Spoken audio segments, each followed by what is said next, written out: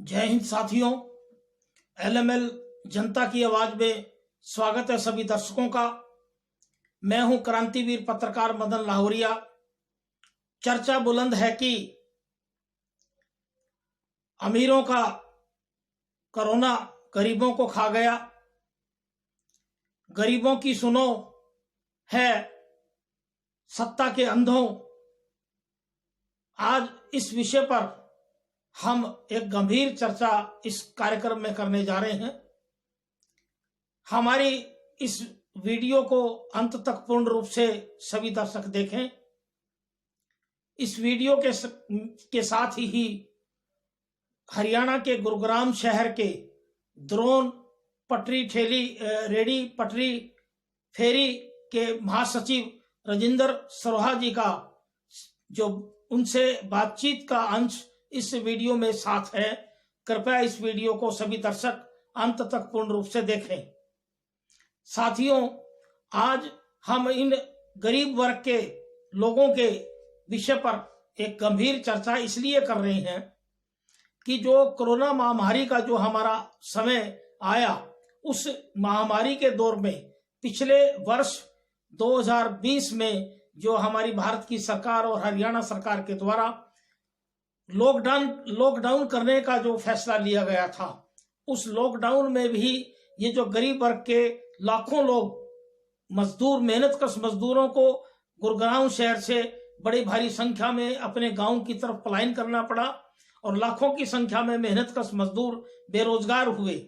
इतनी ही लाखों की संख्या में जो हमारे रेडी पटरी वाले, रोजाना कमाकर खाने वाले व्यक्ति, फल फ्रूट वाले, चाय ढाबे वाले, वो लोग जो थे वो लाखों की संख्या में उनका भी काम धंधा ठप हुआ, जो रोज के कमाने खाने वाले थे।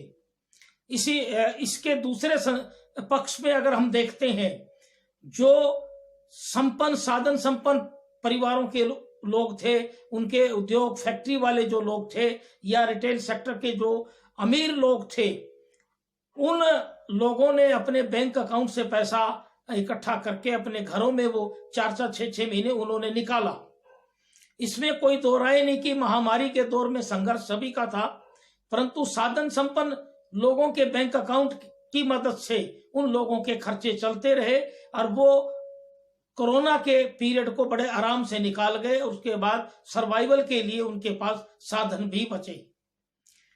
परंतु अगर दूसरा पक्ष हमारे इस मेहनतकश गरीब लोगों का देखा जाए, आज हम इसलिए इस चर्चा पर विशेष तौर से चर्चा कर रहे हैं कि जो हमारा गरीब वर्ग था, मेहनतकश रोज को कमाने खाने वाला, वो पिछले साल भी बड़ा भारी पीड़ित रहा और अब इस वर्ष 2021 में जब दोबारा से इस कोरोना महामारी का एक विकराल महारूप निकल के आया है और इस वक्त बड़ी भारी संख्या में हरियाणा में लोगों की इस कोरोना महामारी के रुद्र रूप की वजह से मृत्यु हो रही है, इस दौर के अंदर तो वो जो गरीब वर्ग है, रोज का कमाने खाने वाला, उसकी हालात बहुत ही ज्यादा गंभीर हो चुकी है।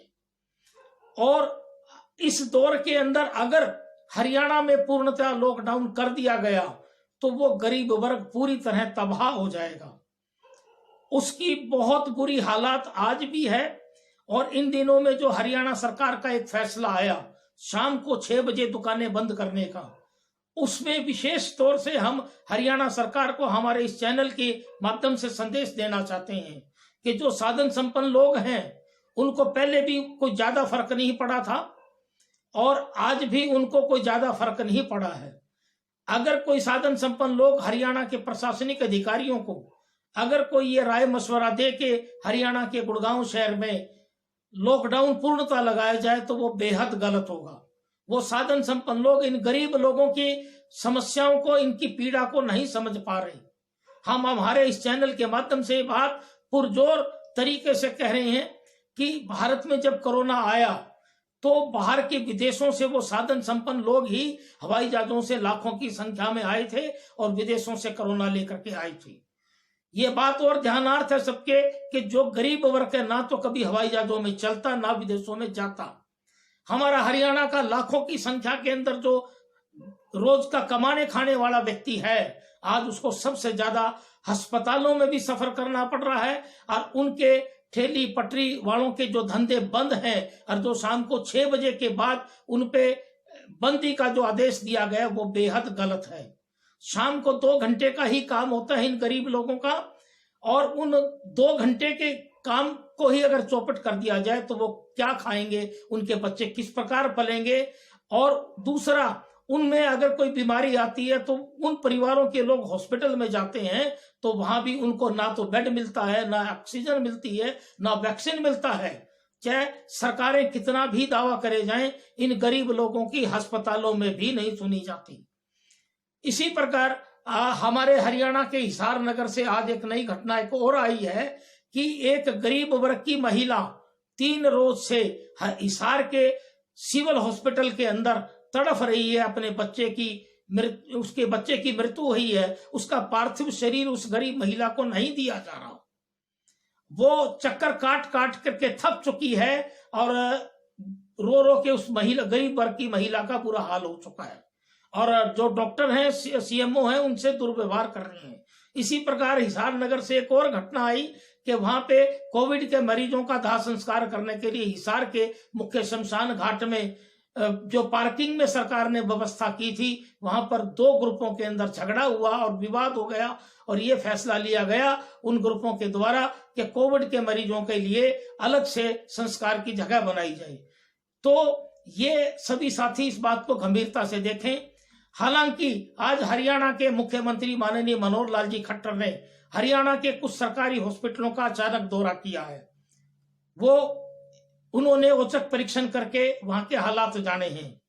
इसी प्रकार आज एक हरियाणा के मुख्यमंत्री ने एक और फैसला किया कि एक वरिष्ठ आईएएस मोहम्मद शराइन को फूड एंड ड्रग्स के विभाग में कमिश्नर के तौर पर नियुक्त किया गया है, ताकि जो शिकायतें आ रही थी लोगों की अस्पतालों से, कोरोना की दवाइयां, वैक्सीन और ऑक्सीजन और अन्य सामान की जो कालाबाजारी की शिकायतें आ रही थी, उस कालाबाजारी की शिकायतों को रोकने के लिए आज वरिष्ठ आईएएस मोहम्मद शरीन की जो नियुक्ति की गई है फूड एंड ड्रग्स विभाग में कमिश्नर के तौर पर, वो उससे हमें उम्मीद लगती है। और जो मुख्यमंत्री जी ने जो आज अस्पतालों का दौरा किया है कि शायद आने वाले समय में कुछ गरीबों की सुनी जाए, तो हम फिर आज इस हमारे चैनल के माध्यम से गुजारिश कर रहे हैं कि आज जो हरियाणा का गरीब वर्ग बहुत बड़ी तकलीफ के अंदर है इस महामारी के दौर में, और उसकी बिल्कुल सुनवाई नहीं हो रही, उस गरीब वर्ग का विशेष तौर से ख्याल रखा जाए। हरियाणा के मुख्यमंत्री से हम हमारे इस चैनल के माध्यम से पुरजोर अपील कर रहे हैं कि गरीब वर्ग के लोगों का पुरजोर ध्यान किया जाए महामारी के दौर में। जय हिंद, वंदे मातरम। LML जनता की आवाज में स्वागत है। मैं हूं क्रांतिवीर पत्रकार मदन लाहौरिया, और आज मैं आया हुआ हूं गुरुग्राम शहर के द्रोण रेडी पटरी फेरी कमेटी के महासचिव राजेंद्र जी सरोहा से एक खास बातचीत के लिए। और विषय आज हमारा है कि जो कोरोना महामारी हमारे देश में जो आई हुई है, उसकी वजह से जो पिछले साल जो लॉकडाउन के कारण जो आर्थिक मंदी का जबरदस्त दौर आया था, और उसमें हमारा गरीब वर्ग जो तबका है, मध्यम वर्ग और गरीब वर्ग, विशेष तौर से रेडी पटरी वाले जो भाई हैं, खोमचे वाले, उन पर बहुत ज़्यादा प्रभाव पड़ा था। तो उसी विषय में आज हम बातचीत करने के लिए राजेंद्र सरोहा जी के कार्यालय में हम आए हैं। तो राजेंद्र सरोहा जी से हम बातचीत करने की तरफ बढ़ रहे हैं। नमस्कार जी। हाँ जी, नमस्कार जी सरोहा साहब। नमस्कार जी। हाँ जी, तो राजेंद्र जी, ये विषय हम आपसे जो प्रश्न पूछ रहे हैं, वो विषय हमारा ये है कि जो हमारी कोरोना महामारी के कारण जो लॉकडाउन आया था, उससे क्या प्रभाव पड़ा है। आप रेडी पटरी का नेतृत्व करते हैं लोगों का, तो जो हमारे हजारों रेडी पटरी वाले भाई हैं, उनके जीवन पर क्या प्रभाव पड़ा इसके बारे में जरा विस्तार से हमें बताएं।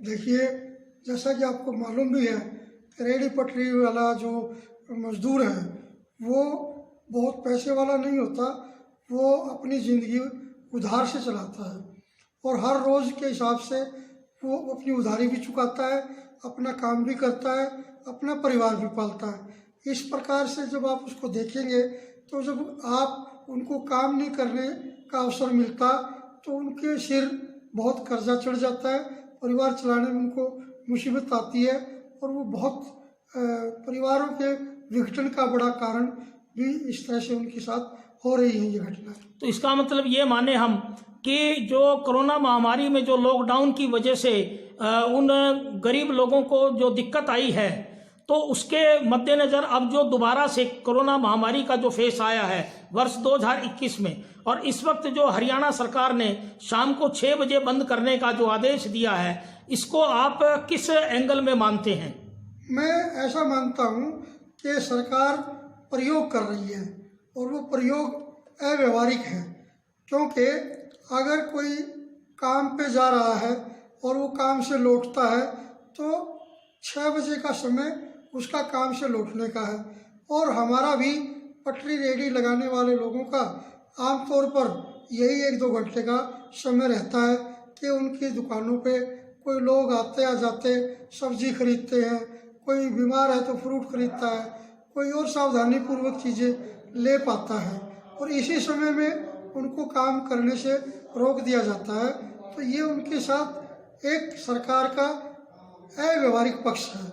मैं ये तो मानता हूँ कि ये बीमारी कोई बड़े स्तर की बीमारी जब अभी तक लाखों हजारों लोगों को प्रभावित कर चुकी है तो हम उससे बाहर नहीं हैं, लेकिन इसका दूसरा रूप ये है कि सरकार अपनी मर्जी से पिक एंड चूज करके कामों को चला रही है, तो फिर रेहड़ी वाले को इस मारपीट करके दबा के उसका सामान नष्ट करके बर्बाद क्यों किया जा रहा है? तो इसका मतलब हम ये माने कि जो शाम को 6 बजे का समय दिया गया है बंद करने का, वो रेहड़ी पटरी वालों के लिए और गरीब लोगों के लिए व्यवहारिक नहीं है। तो क्या इसको समय को बढ़ाने के लिए या 2 घंटे 8 बजे तक बढ़ाने के लिए कोई आप लोगों ने अभी मांग की है या नहीं की हरियाणा सरकार से? हाँ बिल्कुल, कल ही हम गुड़गांव के जो एसडीएम हैं उनको हम मिले थे हमारी समस्याओं को लेकर।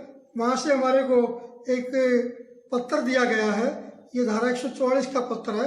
हमने इस पर चर्चा की है हमारी कमेटी में। हम गुड़गांव के डीएम को लिख कर के ये देने वाले हैं कि रेहड़ी पटरी वालों के लिए जो समय की सीमा है उस समय सीमा को पाबंदियों के साथ, हम पाबंदियां मानने को तैयार हैं, लेकिन पाबंदियों के साथ उस समय को शाम को बढ़ाया जाना चाहिए, जिससे कि हम घर चला पाएँ, जिससे हम अपना काम धंधा कर पाए। जो भी अभी स्थिति है, प्रधानमंत्री जी ने हमारे लोगों को लोन दिया, लगभग 2400 लोगों को गुड़गांव में बैंकों के जरिए प्रधानमंत्री आत्मनिर्भर योजना का लोन मिला है। 10,000 रुपये की वो लोन की राशि कहाँ से चुकाएंगे जब उनको काम करने नहीं दिया जा रहा। मंडियों में हम जाकर देखते हैं, मंडियों में भी स्थिति यही है, दुकानदारों को काम नहीं करने दिया जा रहा। हम पाबंदियां मानने को तैयार हैं, लेकिन ये समय जो है वो ज़्यादा होना चाहिए, क्योंकि हमारे पास कोई ऐसा नहीं है कि कोई भीड़ लगती है, इक्का दुक्का कोई लोग, मुश्किल से ग्राहक भी नहीं है। अगर कोई ग्राहक है भी तो उसको हम अगर सामान समय पे देंगे तो वो मतलब हमारी बिक्री का हिस्सा बढ़ सकता है और हम अपनी आमदनी में कुछ बचाव कर सकते हैं। इसका मतलब हम ये माने कि जो समय है कम से कम भी आप 2 घंटे तो बढ़वाना चाहेंगे? हाँ बिल्कुल, हम चाहेंगे कि सरकार ने 6 बजे का जो समय किया था, सरकार उस समय को 8 बजे तक का करे। ठीक है राजेंद्र जी, ऐसा है कि आपका जो मानना है बिल्कुल सही है, और बाजार में भी रात को 8 बजे तक का काम कम से कम होना चाहिए। दूसरा एक आखिरी प्रश्न एक हमारा आपसे एक और है कि जो इस वक्त बाजारों के अंदर जो लोगों में जो भय कोरोना के नाम का बिठाया गया है, इसको आप किस प्रकार से देख रहे हैं? मैं इसको इस प्रकार से देख रहा हूँ, सरकार की नाकामी है ये। सरकार ने पक्के इंतजाम नहीं किए, समय पे लोगों की जांच नहीं की और समय रहते लोगों को ये सुविधाएं उपलब्ध नहीं कराई। अभी बहुत सारे लोग ऑक्सीजन के लिए कितनी मारामारी है। ऑक्सीजन ऐसी कोई आइटम नहीं थी जो काबू में नहीं की जा सकती थी, लेकिन सरकारों के गलत रवैये के चलते और प्रशासनिक उदासीनता और जवाबदेही की कमी के चलते ये गैस का संकट खड़ा हुआ है और अस्पतालों में मारामारी चल रही है। तो ये जो सारी चीज़ें हैं, ये सरकार ने समय रहते इनको नियंत्रण में लाना चाहिए था, जो नहीं लाया गया। आखिरी एक प्रश्न और है हमारा कि जो कोरोना जो बीमारी है हमारी, तो क्या वो इसी प्रकार काम धंधे या लोगों के छोटे छोटे लोगों के धंधे बंद करने से कोई बीमारी का संबंध है क्या? देखिए, बड़े आशास्पद बात है ये। सरकार को इतनी छोटी बात समझ में नहीं आती कि कोरोना की जो बीमारी है वो बीमारी काम धंधों को बंद करने से घटने के मामले मैं तो नहीं मानता होंगे, लेकिन ये ज़रूर है कि काम जो करता है उसको सावधानी जो सरकार तय करवा रही है, उन सावधानियों की निगरानी के लिए एक त्वरित सामाजिक संस्थाओं के सहयोग से समितियां हों जो निगरानी करें और वो उन चीज़ों को ठीक और दुरुस्त कर सकती हैं। इससे कोई लेना देना नहीं कि बाजार को बंद करने से आप कोरोना को जीत लेंगे। बिल्कुल सरासर हास्यास्पद बात है और इससे गरीब आदमी को मौत के मुंह में धकेला जा रहा है। आप देखेंगे बाजारों में शाम को सन्नाटा छाया रहता है, महिलाएं आप देखेंगे डरी जाती हैं। माहौल में एक तरह से जो दहशत का वातावरण है। शाम को मैं देखता हूँ बस अड्डे के आसपास पुलिस वाले लाठियां लेकर रेहड़ी वालों को पीटते हैं। अरे भाई, वो अपने घर जा रहे हैं, वहाँ पर जाम है, ऑटोमेटिक जाम है, और उस जाम से निकलते ही तो जाएंगे, लेकिन वहाँ लाठीचार्ज है। पता चला किसी को कुछ चाहिए था, उसको अपने हिस्से का माल लेना है, तो वो लाठीचार्ज पे ही आ गया। ये जो घटनाक्रम है, इन पर रोक लगे और इसका कोरोना की महामारी को रोकने के लिए ये जांच हो, इनकी जो और आगे जो रेमेडीज जो दवाइयां हैं उनका इंतजाम सरकार करे।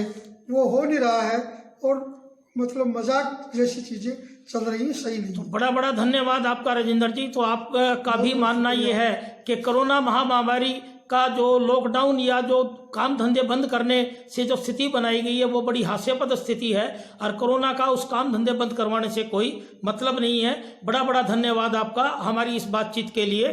धन्यवाद।